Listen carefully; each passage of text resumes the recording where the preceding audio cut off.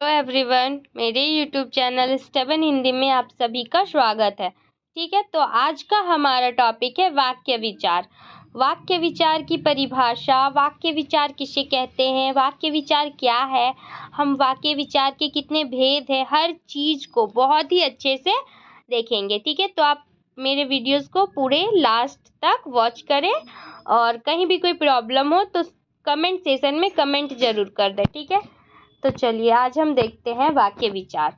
तो वाक्य विचार की परिभाषा, वह शब्द समूह जिससे पूरी बात जिससे पूरी बात समझ में आ जाए वाक्य कहलाता है। विचार को पूर्णता से प्रकट करने वाली एक क्रिया से युक्त पद समूह को वाक्य कहते हैं। ठीक है, वाक्य विचार क्या है? ऐसा वाक्य जो हमें कोई बोले तो उसके बारे में उसे हमें पूरा अच्छे से समझ आ जाए कि वो जो सामने वाला व्यक्ति है, जो वक्ता है, जो बोल रहा है, वो क्या बोल रहा है, बहुत अच्छे से क्लियरली समझ आ जाए। ठीक है, पूर्णतः प्रकट होने वाली वो सारे वाक्य जो वो बोलना चाहता है, वो सारी बातें जो हमें समझ आ रही है, वो वाक्य विचार कहलाता है। ठीक है, अब देखो, जिससे वक्ता या लेखक का पूर्ण अभिप्राय श्रोता या पाठक को समझ में आ जाए उसे वाक्य कहते हैं। अब वो वक्ता मीन क्या होता है? बोलने वाला, और लेखक मीन लिखने वाला। ठीक है, तो जो वक्ता और लेखक होता है उसका जो अभिप्राय होता है श्रोता या पाठक को समझ आ जाए उसे वाक्य कहते हैं। ठीक है, हम वाक्य किसे कहते हैं? मतलब जो सुन रहा है या जो पाठक है, जो पढ़ रहा है या सुन रहा है, उसको लिखा हुआ और जो बोल रहा है उनकी बातें बहुत अच्छे से समझ आ जाए, उसे ही हम वाक्य कहते हैं, उसे ही हम वाक्य विचार कहते हैं। ठीक है, अब हम यहाँ पे जैसे देख लेते हैं, यहाँ पे है एक विजय खेल रहा है और बालिका नाच रही है। ठीक है, विजय खेल रहा है, बालिका नाच रही है। तो यहाँ पे वाक्य ऐसे पद समूह का नाम है जिससे योग्यता आकांक्षा दोनों वर्तमान हो, उसे वाक्य कहते हैं। ठीक है, वो काम जो वर्तमान में हो रहा हो उसे ही हम वाक्य कहते हैं। ठीक है, अब देखिए वाक्य के कितने भाग हैं? तो वाक्य के दो भाग हैं, उद्देश्य और विधेय। ठीक है, उद्देश्य और विधेय वाक्य के दो भाग हैं। देखिए उद्देश्य और विधेय क्या है। देखिए उद्देश्य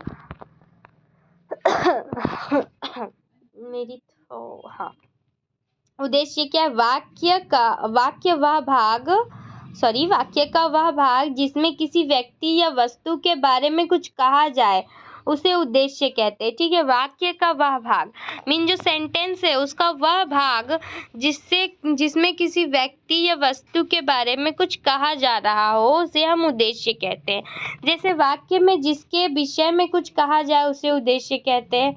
ये उसके जैसे पूनम किताब पढ़ रही है तो यहाँ पे, और सचिन दौड़ता है। ठीक है, पूनम किताब पढ़ती है और सचिन दौड़ता है। तो ये जो किसके बारे में कहा, किसके बारे में गया? सचिन और पूनम के बारे में। तो जो इसके बारे में बताया गया ना, वही इसका उद्देश्य हो जाएगा। देखो नीचे इस वाक्य में पूनम और सचिन, देखो इस वाक्य में पूनम और सचिन में बताया गया है, अतः ये उद्देश्य है। इसके अंतर्गत कर्ता और कर्ता का विस्तार आता है। ठीक है, मतलब जिसके बारे में सेंटेंस में बात हो वही उद्देश्य होता है। ठीक है, अब देखो उद्देश्य के रूप में संज्ञा, सर्वनाम, विशेषण, क्रिया विशेषण, क्रिया द्योतक और वाक्यांश आदि आते हैं। ठीक है, उद्देश्य कुछ भी हो सकता है। तो यहाँ तक आप लोगों को समझ आ गया होगा। अब हम आगे देखते हैं, जैसे संज्ञा, मोहन गेंद खेलता है। ठीक है, यहाँ पे जैसे उद्देश्य में बात हुआ ना, तो उद्देश्य यहाँ पे मोहन गेंद खेलता है, ये संज्ञा है, और इसमें हमारा एग्जाम्पल है मोहन गेंद खेलता है। तो मोहन जो है वो संज्ञा है, तो ये जो उद्देश्य है इसमें मोहन होगा। अब सर्वनाम में वह घर जाता है, तो यहाँ पे वह जो है वो सर्वनाम है और यही उद्देश्य होगा। अब विशेषण में देखिए, बुद्धिमान सदा सच बोलता है, तो ये जिसके बारे में बात हो रहा है, किसके बारे में बात हो रहा है? बुद्धिमान के बारे में। ठीक है, अच्छा मैं इसका PDF टेलीग्राम ग्रुप में डाल दूंगी, तो आप वहाँ से इसे नोट्स कर लेना। ठीक है, और सब कोई जल्दी से जल्दी ग्रुप में ज्वाइन हो जाइए। देखिए, बुद्धिमान यहाँ पे विशेषण है, तो यहाँ पे उद्देश्य भी वही हो जाएगा जो विशेषण है। अब क्रिया विशेषण मीन कुछ भी हो सकता है, उद्देश्य कुछ भी हो सकता है। अब देखिए क्रियार्थक संज्ञा, तैरना एक अच्छा व्यायाम है, ठीक है। क्रियार्थक संज्ञा, वो क्रिया भी कर रहा है और उसको संज्ञा भी दे रहा है, ठीक है। अब नीचे देखिए वाक्यांश, भाग्य में के भरोसे बैठे रहना कायरों का काम है। अब यहाँ किसका काम है? भाग्य के भरोसे बैठे रहना कायरों का। तो यहाँ पे जो उद्देश्य है वो आ रहा है, मतलब हर चीज में उद्देश्य छुपा होता है। जिसके बारे में बात किया जाए, सेंटेंस में जिसके बारे में बात किया जाए वो उद्देश्य होता है, ठीक है। अब हम देखते हैं उद्देश्य के कितने भाग है। तो उद्देश्य के 2 भाग हैं, देख लीजिए। उद्देश्य के 2 भाग है, कर्ता और कर्ता का विशेषण या कर्ता से संबंधित शब्द, ठीक है। अब हम नीचे देखते हैं विधेय। विधेय क्या है? तो उद्देश्य के विषय में जो कुछ कहा जाता है उसे विधेय कहते हैं, ठीक है। मीन देखिए उद्देश्य क्या था? वाक्य में जिसके बारे में कहा जाए, जैसे पूनम था, सचिन था, तो उसके बारे में कहा जा रहा था, तो वो उद्देश्य था, ठीक है। अब यहाँ पे विधेय क्या है? अब वाक्य में जो उद्देश्य है, ठीक है, उद्देश्य के विषय में कहा जाए तो वो विधेय कहलाता है। जैसे पूनम किताब पढ़ रही है, ठीक है, तो इसके विषय में क्या कहा जा रहा है कि किताब पढ़ रही है। पूनम जो है वो ऑलरेडी उद्देश्य है, ठीक है। तो ये इसके विषय में क्या कहा जा रहा है कि पूनम किताब पढ़ रही है, तो जो किताब पढ़ रही है, किताब पढ़ती है, ये हो गया विधेय, क्योंकि ये इसके बारे में कहा जा रहा है, ठीक है। उद्देश्य क्या मतलब विधेय क्या है? उद्देश्य के विषय में जो कुछ कहा जाता है वाक्य में, उसे ही हम विधेय कहते हैं। अब देखो इस वाक्य में किताब पढ़ती है विधेय है, क्योंकि पूनम उद्देश्य का विषय में कहा गया है, ठीक है। मतलब पूनम जो है वो उद्देश्य है और उद्देश्य के विषय में जो बात कहा जाएगा वही विधेय होगा। तो उद्देश्य पूनम है और पूनम के बारे में बताया जा रहा है किताब पढ़ती है, तो जो किताब पढ़ती है ये विधेय हो जाएगा, ठीक है। आई थिंक आप लोगों को कहीं कोई प्रॉब्लम नहीं है, ठीक है। अब आगे देखते हैं वाक्य के कर्ता, उद्देश्य को अलग करने के बाद वाक्य में जो कुछ भी शेष रह जाता है वह विधेय होता है, ठीक है। मीन जो वाक्य एक सेंटेंस है उसमें जो उद्देश्य होता है, जो कर्ता होता है, उद्देश्य क्या होता है? जिसके बारे में बात किया जाता है, ठीक है।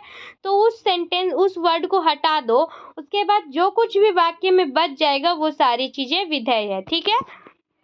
अब इन देखते हैं यहाँ पे इसके अंतर्गत विधेय का विस्तार आता है, ठीक है। यहाँ पे देखिए जैसे लंबे लंबे बालों वाली लड़की अभी अभी एक बच्चे के साथ दौड़ते हुए उधर गई, ठीक है। तो इस वाक्य में विधेय गई का विस्तार अभी अभी एक बच्चे के साथ दौड़ते हुए उधर है, ठीक है। मीन ये जो विधेय है उद्देश्य है उसको अलग कर दो, फिर जो सेंटेंस होगा, जो वाक्य होगा, उसमें जो भी चीज बच जाएगा वो विधेय होगा, ठीक है। अब देखिए विशेष, आज्ञा सूचक वाक्यों में विधेय तो होता है किंतु उद्देश्य छिपा होता है, ठीक है। जो आज्ञा सूचक वाक्य होता है उसमें विधेय होता ही है, लेकिन जो उद्देश्य होता है वो छुपा हुआ होता है। जैसे वहां जाओ और खड़े हो जाओ, ठीक है, इसमें उद्देश्य आपको नहीं ना दिख रहा है, किसी के बारे में तो नहीं ना बात किया गया है, ठीक है। तो यहाँ पे छिपा हुआ है, उद्देश्य तो ऑलरेडी है ही, ठीक है। तो अब हम आगे देखते हैं यहाँ पे, हाँ, जैसे यहाँ पे आज्ञा सूचक वाक्य है, आज्ञा सूचक वाक्य में क्या था? आज्ञा देना, ठीक है, वहां जाओ और खड़े हो जाओ, कुछ भी, ठीक है। तो इन दोनों वाक्य में जिसके लिए आज्ञा दी गई वह उद्देश्य अर्थात वह ना जाने वाला तुम और खड़े हो जाने वाला तुम या आप अर्थात उद्देश्य दिखाई नहीं पड़ रहा, वरना छिपा हुआ है, ठीक है। अब हम ऐसे ही थोड़ी बोलेंगे किसी को कि वहां जाओ, कोई ना कोई तो होगा वहां पे, ठीक है, कोई ना कोई तो होगा, लेकिन हम बस उसका नाम नहीं ले रहे, ठीक है। तो ये हो जाएगा, यहाँ पे भी उद्देश्य है बट छुपा हुआ है, ठीक है। अब आगे हम देखते हैं विधेय के कितने प्रकार हैं। तो विधेय के कितने प्रकार हैं? विधेय के 2 प्रकार है, साधारण विधेय और जटिल विधेय, ठीक है। विधेय क्या होता है? उद्देश्य, एक सेंटेंस में उद्देश्य छोड़कर या फिर उद्देश्य के बारे में जितनी भी बातें होती है, जितनी भी चीजें होती है, वो सारे विधेय होती है, ठीक है। अब हम आगे देखते हैं साधारण विधेय। साधारण विधेय क्या है? तो साधारण विधेय देखिए के केवल एक क्रिया होती है। इसका वाक्य बिल्कुल सरल या साधारण होता है। ठीक है, साधारण विधेय में एक क्रिया होती है, एक ही काम होता है जिसका वाक्य बिल्कुल सरल और साधारण होती है। ठीक है, अब हम यहाँ पे देखते हैं, जैसे राम पढ़ता है। ठीक है, राम हो गया उद्देश्य, पढ़ता है ये हो गया विधेय। अब इसमें एक ही सेंटेंस से एक ही काम हो रहा है, राम पढ़ता है, तो ये एक सिंपल सा हो गया, साधारण हो गया, सरल हो गया। ठीक है, अब वह लिखती है, तो यहाँ पे जो वह है वो उद्देश्य हो गया, लिखती है ये विधेय हो गया, और ये एक नॉर्मल सेंटेंस के रूप में है, तो ये साधारण विधेय हो गया। ठीक है, अब हम आगे देखते हैं जटिल विधेय। जटिल विधेय क्या है, तो देखिए, जब विधेय के साथ पूरक शब्द प्रयुक्त होते हैं तो विधेय को जटिल विधेय कहते हैं। ठीक है, मीन पूरक, देखिए पूरक के रूप में आने वाले शब्द संज्ञा विशेषण, संबंधवाचक तथा क्रिया विशेषण होता है। ठीक है, मीन किसी से जुड़ा हुआ। अब यहाँ एक एग्जांपल ले लेते हैं, जैसे संज्ञा के लिए मेरा बड़ा भाई दुकानदार है। ठीक है, देखो मेरा बड़ा भाई दुकानदार है, तो वो मेरा आ गया, एक बड़ा भाई आ गया जिसके बारे में बात किया जा रहा है, तो बड़ा भाई जो है वो हो जाएगा विधेय, उद्देश्य। दुकानदार है ये हो जाएगा विधेय। अब यहाँ पे एक जुड़ा हुआ आ गया मेरा, तो ये जो घुमा देता है ना सेंटेंसेस को, जो वाक्य को घुमा देता है, वो हो गया जटिल, उसको हार्ड बना देना। ठीक है, अब देखिए वह आदमी सुस्त है। ठीक है, यहाँ पे जो आदमी है वो जबरदस्ती डाल दिया, हम यहाँ पे डालेंगे जबरदस्ती नहीं, एक जटिल वाक्य का एग्जाम्पल है। ठीक है, अगर हम यहाँ डालेंगे वह सुस्त है, तो ये एक नॉर्मल सेंटेंस हो जाएगा। ठीक है, साधारण सेंटेंस हो जाएगा। अब हम इसके बाद देखते हैं संबंधवाचक। ये 500 रुपये तुम्हारे हुए। ठीक है, ये 500 रुपये तुम्हारे हुए, और है आप कहाँ थे, ये सारे विधेय है, मीन जटिल विधेय है। ठीक है, अब हम आगे देखते हैं उद्देश्य के कितने भाग हैं, तो उद्देश्य के रुको 1 मिनट आप लोग। हाँ, तो अब है हमारा विधेय का भाग। ठीक है, तो विधेय के कितने भाग हैं आप यहाँ पे देख सकते हैं, उसके मैंने सिर्फ भाग ही बताए। ठीक है, देखो विधेय के 6 भाग है। क्रिया, क्रिया के विशेषण, कर्म, कर्म के विशेषण या कर्म से संबंधित शब्द, पूरक और पूरक के विशेषण। ठीक है, ये सारे विधेय के भाग है। अब आपको इसको और भी डिफाइन में समझना है तो आप कमेंट करो, तब मैं वीडियो बनाऊंगी। ठीक है, और मेरा वीडियो यहीं तक का था, तो आप लोग जल्दी से जल्दी अच्छे कमेंट्स करो। आपको पसंद आए तो वो भी कमेंट करके बताओ, कैसा वीडियो लगा वो भी कमेंट करके बताओ, और किस चीज़ पे चाहिए वो भी बताओ। ठीक है, और आप जल्दी से जल्दी जितना हो सके इसे शेयर करो, और ये बेसिक नॉलेज, हर चीज़, हर एक बेसिक नॉलेज मेरे चैनल पे अवेलेबल है, तो आप इसे अपने फ्रेंड्स को शेयर करो और मेरे चैनल को सब्सक्राइब करो। ठीक है।